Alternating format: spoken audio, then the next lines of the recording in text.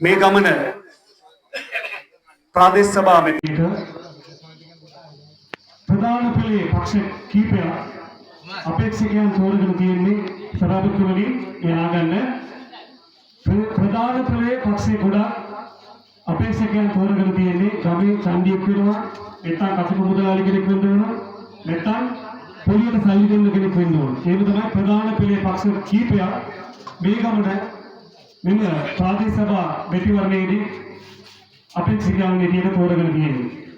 ඒක ඇත්ත නේද? 175ක් කියන තමයි වෙලා තියෙන්නේ. ප්‍රධාන පෙළේ පක්ෂ කීපයක් 175ක්ම තෝරගෙන තියෙන්නේ ගමේ ඡන්දියක් වෙන්න ඕන. එතකොට තමයි ගමේ ඡන්දියක් වුණාම තමයි ඔක්කොම දන්නේ. ගමේ කසිප මුදලාලි කෙනෙක් වුණත් තමයි ඔක්කොම දන්නේ. ඒ වගේම ගමේ පොලියට සල්ලි දෙන්න කෙනෙක් වුණා එයා සල්ලි දෙන්න පුළුවන්. එතකොට ඔක්කොම දන්නවා එයා උදව් කරනවා කියලා යන්නේ. ඒක හිතේ தியாகන්න ඕන.